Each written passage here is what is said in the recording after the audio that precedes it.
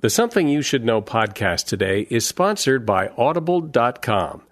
To get a free audiobook download and a free 30-day trial to the Audible.com service, go to audibletrial.com/SYSK.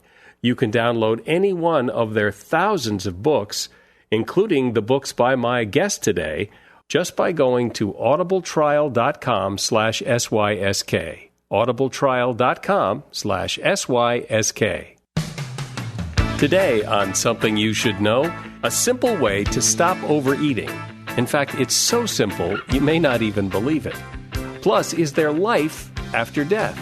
Some people say, no, this is it, while others say we know exactly what happens when people die. They may pass into or through a tunnel. Often at the end of the tunnel, there's a mystical, unearthly light unlike anything they knew on life.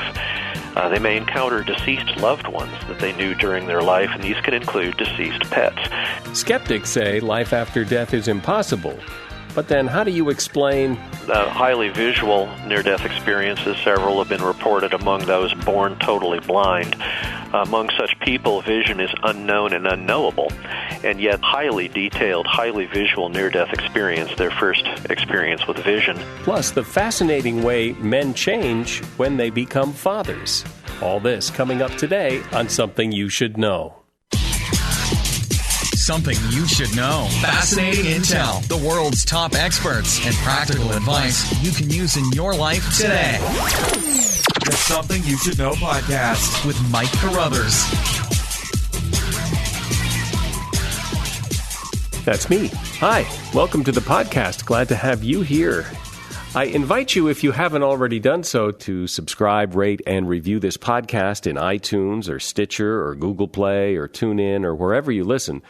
It's available in a lot of places, and if you subscribe, then you don't have to come back and search each time there's a new episode. You'll just automatically download it and get it, and it makes it easier for you, and a rating and review would be nice for me. So that would be really appreciated if you would do that in either iTunes or Google Play or TuneIn or wherever, Stitcher, wherever you listen to the podcast. Now, I suppose that everyone from time to time has given some thought to what happens when we die. Speaking for myself, I sure would like to believe that there's something after this, that we just don't cease to exist, but there are plenty of people who believe that this is it, that there's no proof of an afterlife. And while some people believe that, some people believe there's plenty of proof of an afterlife. Certainly my guest today believes there is solid evidence of an afterlife. He is a medical doctor. He's a radiation oncologist, to be precise. And he has been studying this and has accumulated quite a lot of impressive data on life after death. And you'll hear what he has to say in just a moment. Also today, what having children does to men. Now, we know childbirth takes its toll on a woman's body, but how does becoming a daddy impact men? It turns out it does so in some surprising and really interesting ways. Becoming a dad changes men in ways you might not imagine. And I'll be exploring that with you in just a while. The first topic today is an easy way to stop overeating. It seems that one of the big reasons people have seconds and thirds when they're eating is simply because the food is there. Researchers at Cornell University gave participants in this study bowls of soup, and half of the bowls were rigged to continuously refill. So the people with the trick bowls ended up eating 73% more soup than the people who ate from the ordinary bowls, even though they didn't rate themselves as feeling any more full. In other words, people just kept eating the soup because the soup was there. And the takeaway from this is really just out of sight, out of mind. That if you're eating at home and you put a portion of food on your plate and then return the rest of the food to the fridge right away, you'll not overeat as much, because if you can't see that second helping, it's easier not to take a second helping. Plus, you physically have to get up and retrieve the food, which gives you time to ask yourself, do you really need another serving? And that is something you should know. So, is there life after death? While I suspect most people would like to think so, there are plenty of other people who say it's just not possible and that this is it, that it all starts and stops right here. So what do you believe? Dr. Jeffrey Long is a radiation oncologist, and he has served on the board of the International Association of Near-Death Studies. He has written a couple of fascinating books on this subject, and his newest one is titled God and the Afterlife. Welcome, Jeffrey. Hey, it's a sincere pleasure to be here, Mike. So you're a doctor, and I think of doctors as being men of science and perhaps less inclined to believe in something like an afterlife. Or maybe less inclined isn't the right term. Maybe what I mean is that doctors would remain more silent on the subject despite their belief. So why did you not only get involved in this whole idea of life after death, but really get out in front of it as one of the more well-known faces of this whole idea? You know, that's a great question. It was over 17 years ago I'd read a little bit about near-death experiences, and I was fascinated. I mean, who wouldn't be? We all wonder what happens when we die. So in view of the limited information I had available to me about near-death experience, I set up a website, the Near-Death Experience Research Foundation, and had a very detailed questionnaire on it for people to share their near-death experiences with, and thought that I would learn with the best source of information I could possibly get, that being the people that actually had these experiences sharing directly with me. And I thought from that I could learn that burning question that I had on my mind, and that is, are near-death experiences for real? That was a long time ago, and absolutely, resoundingly, that a question that I had has been answered in the affirmative. Absolutely, near-death experiences are for real. But so it's not that you've had a near-death experience or any personal experience with this? No, thank goodness. I've not had a close brush with death and have not had a near-death experience, but right from the moment I started hearing about near-death experiences, they seemed to hint that there was an answer to the question we all have, what happens when we die? And that was very interesting to me. So now that I've researched over 4,000 near-death experiences, I'm not only convinced of the reality of near-death experiences, but we have enough, if you will, data that we can start looking into the deeper messages in near-death experience, and that's what led to my most recent book. So let's start with the very often asked question of, it's great to have thousands and thousands of near-death experiences, but by definition, these are near-death experiences because part of the definition of death is that you don't come back. So these are near-death experiences, and they may not explain anything about what really happens when you die. Well, actually, we have a phenomenon called shared near-death experiences, and that's where two or more people have a simultaneous near-death experience. And in many of these that my most recent research has been studying, some of these people actually go on. This is where both people are in a simultaneous life-threatening event, and they may actually be geographically far apart. They become aware of each other during their experience. They may see each other and communicate with each other, and in a number of these types of experiences, one person may go on to permanent irreversible death, and the other person returns to tell the tale. This is some of the best evidence we have that what's described in near-death experiences very well may be that initial experience of those that permanently and irreversibly die. But has that ever happened where both people lived and both people told the same story? Yes. There was a shared near-death experience among what was called the Hot Shots firefighters out of Arizona. There was a horrible fire. Several of them were aware of each other during a near-death experience as they were all overrun by the fire, and they came back and shared observations verified among each other, what they saw, what they heard of each other, and the communication they had while they were having their near-death experiences has been verified. And yet, in fact, not long ago, I interviewed a physicist, and he was just adamant. He said, we can look at the brain. Nothing happens when someone dies other than it just shuts down. There's nothing there. And so he said there's no such thing as afterlife because we can't see anything happening. And that's the disconnect. I know from my research that what's described in near-death experiences is a type of consciousness that does not rely on the physical brain. For example, Mike, I have a fairly large series of near-death experiences that occurred while under general anesthesia. Now, under that blanket of sleep, any conscious experience should be impossible, but when your heart stops while under general anesthesia, it should be, if you will, doubly impossible to come back with any memory, and yet dozens and dozens of people have had these types of near-death experiences, heart stop, and that's, believe me, very well monitored in general anesthesia. Heart stops, they're under general anesthesia, and yet they have typical near-death experiences that are essentially identical to near-death experiences occurring at all other times, including that typically higher degree of consciousness and awareness than their earthly everyday life. That almost single-handedly refutes the possibility that near-death experiences are related to physical brain function. Is there any other real, honest-to-gosh, not anecdotal proof besides the simultaneous ones that you just described that would even make my physicist friend that I talked to even pay attention? Yeah, sure. A couple of them, highly visual near-death experiences. Several have been reported among those born totally blind. Among such people, vision is unknown and unknowable, and yet there's several reports, and I interviewed one in detail. Her name was Vicky. Highly detailed, highly visual near-death experience, their first experience with vision. Much more commonly reported are what happens during the initial sequence of events in a near-death experience in many people called an out-of-body experience, where they see ongoing earthly events, often their own frantic resuscitation efforts. I now have a huge series. Hundreds and other investigators have also looked at these as well.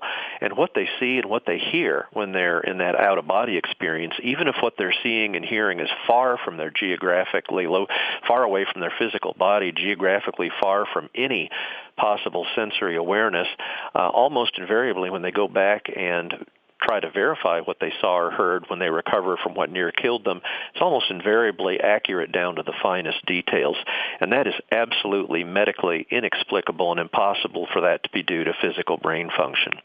But are there not cases where people have gotten close to death, come back, and said, no, don't have anything to tell you? Right. In fact, that's actually the substantial majority.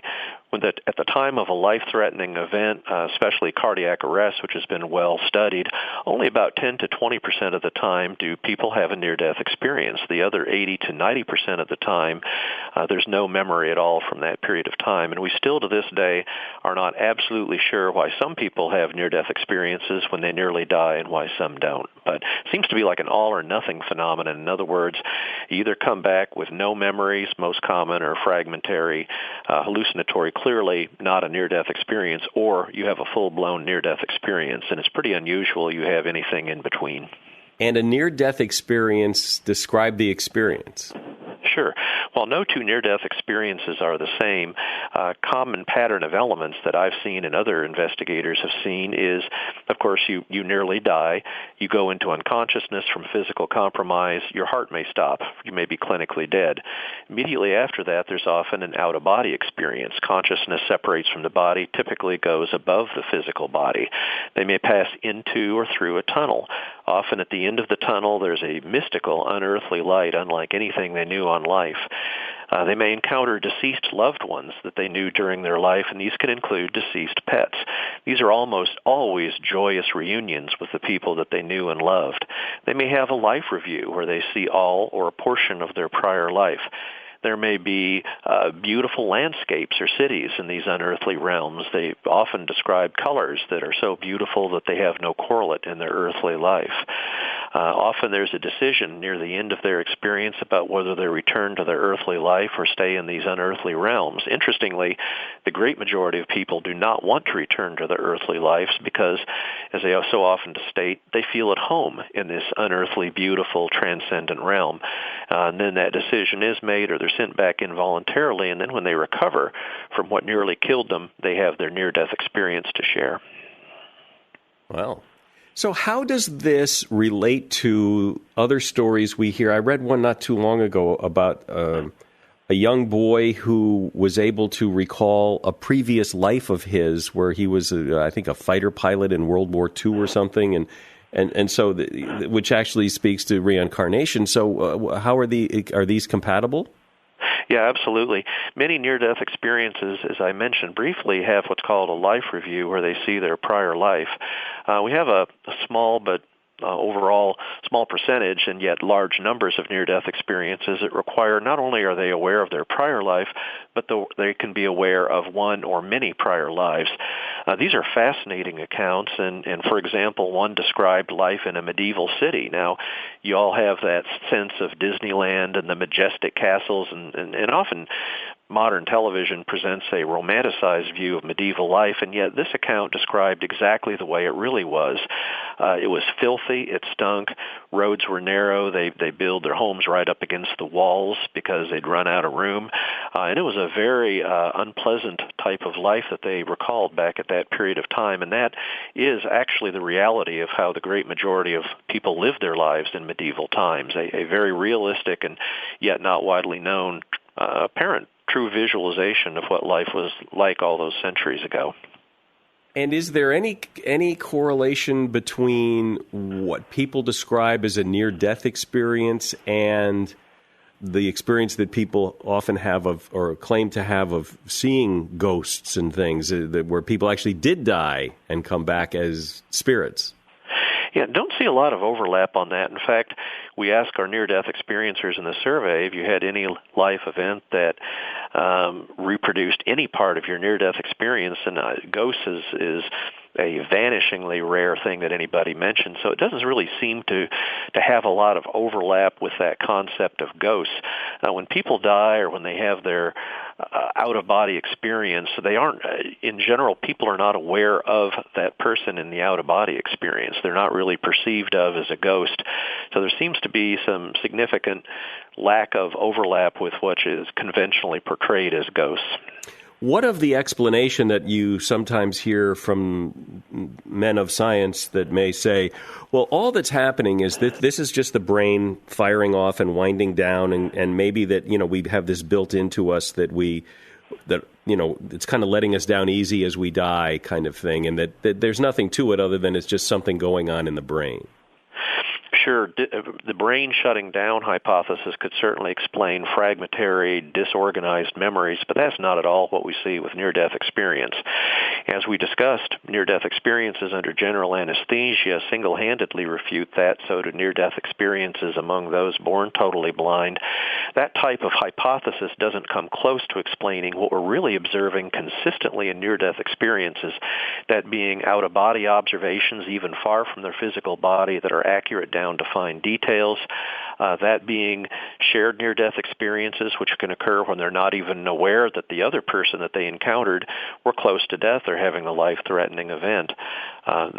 Much of what we see, the actual evidence from the observation in near-death experiences, goes far beyond any possibility in physical brain function. For example, when you have a cardiac arrest, immediately blood stops flowing to the brain. 10 to 20 seconds later, the electroencephalogram measurement of brain's electrical activity is absolutely flat.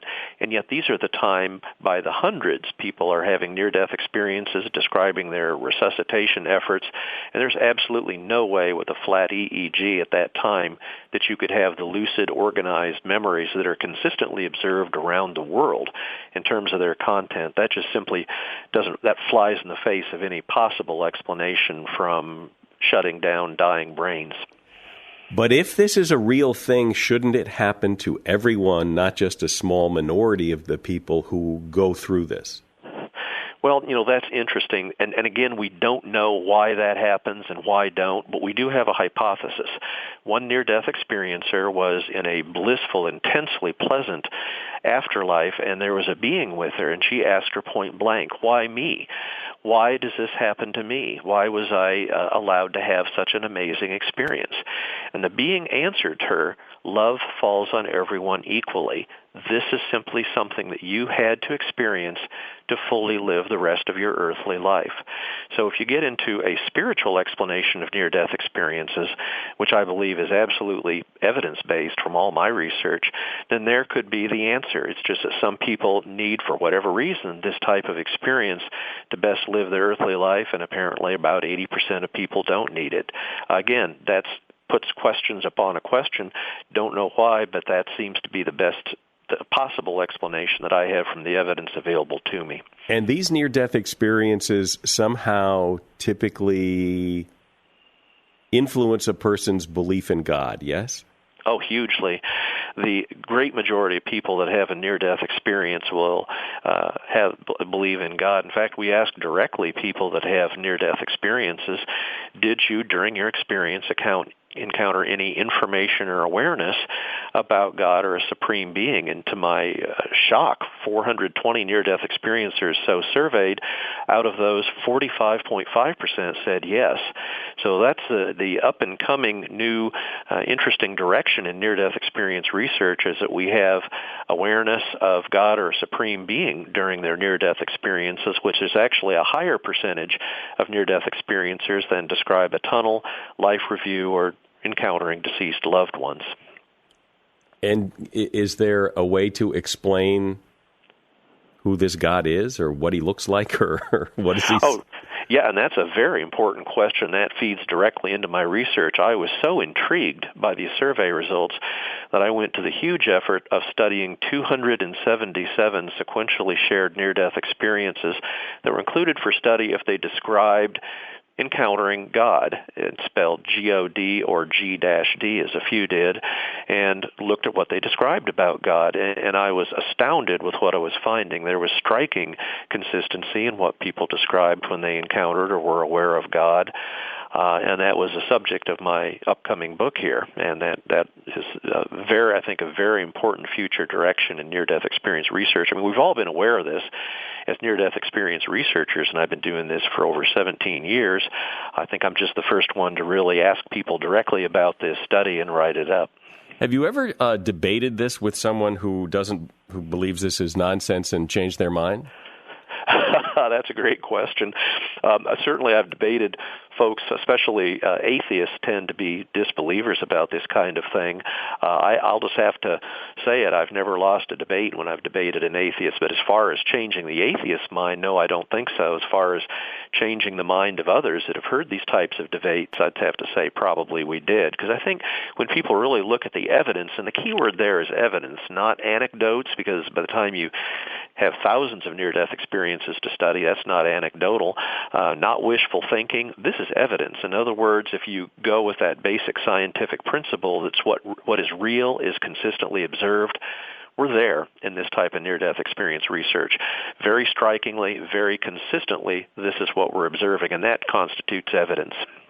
But there is certainly an element of wishful thinking in this, because we all like to think that this isn't it, and yet we all at some point have a sense this is it, because we don't see people again, and they don't come back and haunt the house and all that. So there is a bit of wishful thinking, at least in the mix somewhere, that we'd all like to think this is true. And I think there's a lot of truth to that, and that's why when I do my near-death experience research, I have to put that wishful thinking and my hopes aside and have to put on that white science jacket. That's where we are rigorously directed in what we report and what we share with the world with what the evidence supports. In other words, what is really going on in these experiences. And I'll tell you, Mike, if I had found evidence to the contrary, if I had found, after all of my extensive research, that there doesn't seem to be an afterlife, my integrity as a scientist and physician would be that that's what I report to the world. But that's not at all what we found. Overwhelmingly consistency, all of my research, multiple lines of evidence are all converging on the conclusion that there really is an afterlife, a wonderful afterlife for all of us. But you still have that nagging problem that 80 to 90% of people that have that experience don't experience near-death experiences. Yeah, and again, we don't know why that is, other than the hypothesis that I raised earlier about the possibility that, that may be something being determined by some higher intelligence, if you will, God or something going on in the afterlife. No, we don't know that. But then I would submit that the important thing is not the 80 to 90% that don't have near-death experiences. That's expected. You would expect 100% of people not to have near-death experiences, wouldn't you? I think the most significant thing is that 10 to 20% are having these experiences and are having experiences that are absolutely beyond any possible medical explanation. And I think that's the exciting part. I mean, it's not, as a scientist, I don't worry about explaining things that are expected so much. What I do and study and get intrigued about is studying that 10 to 20% that is absolutely unexpected from everything I've learned about medicine in the past. Well, thank you very much. It's fascinating to listen to, and skeptics will be skeptical, and believers will believe. But it's good to hear it from a more scientific approach than what we've often heard in the past. Yeah, and I think in closing, I would say, talking of skeptics, skeptics have proposed over 20 so-called explanations of near-death experiences over the years, and the reason there's so many of these proposed so-called explanations is there's no one or several of their physiological, psychological, or cultural explanations that really make sense even to the skeptics collectively themselves. I mean, think about it. If they really had one or several out of 20 of these proposed explanations that made any sense, you wouldn't need over 20 different explanations floating around and seemingly a new explanation proposed every year or two. The skeptics themselves really don't have it figured out. And I think the other point to be made is that one of our direct survey questions is, we ask the near-death experiencers directly, what do you think about the reality of your experience? 95% feel that their experience was definitely real at the time they shared with our website, completed the survey. I think if skeptics are going to submit that there is a non-real explanation for near-death, that these really aren't real explanations, they really need to give us something concrete, something that they haven't done in all this milieu of hypotheses that they've raised. Skeptics haven't even come close to explaining this. People that have these experiences themselves almost universally disagree with the skeptics and say, no, my experience was definitely real. And I think you have to take that into account. Yeah. Well, but skeptics will say it's not our job to disprove. It's your job to prove, and the proof is still not 100% conclusive because you're not seeing it in everyone. I think that the fact that we're not seeing in everyone does not exclude the significance of near-death experiences in the minority.